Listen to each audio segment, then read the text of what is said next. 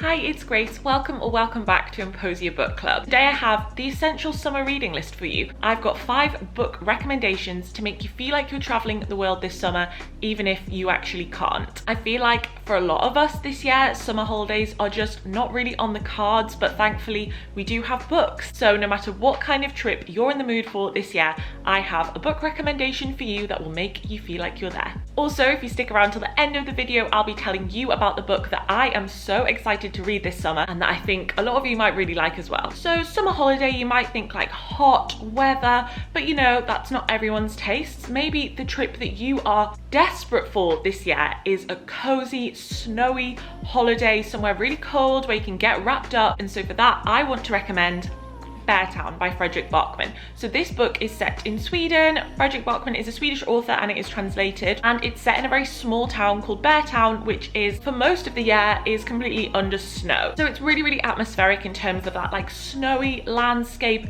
nestled in the forest, kind of far away from everything else. And because of that, the people in this town are really, really into ice hockey. It's like the most important thing. Everyone in this town is either a player or a massive supporter, and the book really looks at what happens when one of the star players on the ice hockey team is accused of something terrible. And it really looks at these extremely intense bonds that people feel to this team, and it follows a lot of different characters as this incident plays out. It definitely does tackle some serious themes for sure, but it doesn't feel like a book that is too dark or depressing. What I love so much about this book is the characters are so well done. There's so many really moving, beautiful moments in this book because you get so attached to the characters. And so yeah, if you're looking to be in the middle of the forest under a blanket of snow this summer, I'd really highly recommend you read Beartown.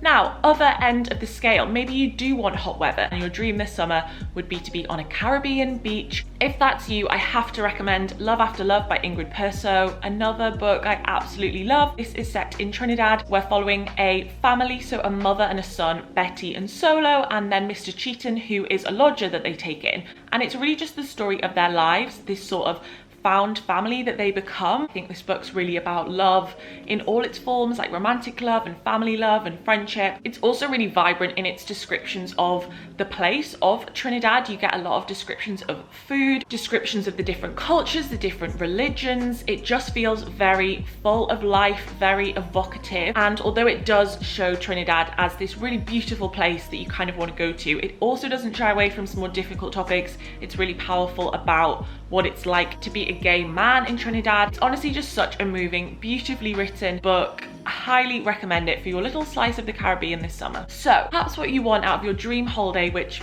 potentially won't happen, is to be in a big, bustling city. If that's you, I would recommend Welcome to Lagos by Chibundu Onuzo. So this book is set in Nigeria, in Lagos, and we follow a few different characters who all come together in the city for various reasons. They're running away from something, they're running to something, and again, they become this kind of found family. If you're looking for something that is that sort of really vibrant, hectic city, then that is definitely what you're gonna get in this book. The descriptions of the noises and the traffic, you really feel like you're there, and I'd say that's kind of mirrored in the writing style. It's very plotty, it moves very quickly. We get a lot of big personalities from the characters. You get some little like plot twists, things that you don't see coming. It's really interesting about the political situation in Nigeria at the time, and looking at Lagos as this place of great poverty but also great wealth. It can be moving, it can be funny. Again, this is just a book that I really recommend, especially if you want to feel like you are right at the center of the action. On the flip side, maybe you want a completely isolated holiday. Maybe lockdown just hasn't been enough for you, there's still too many people around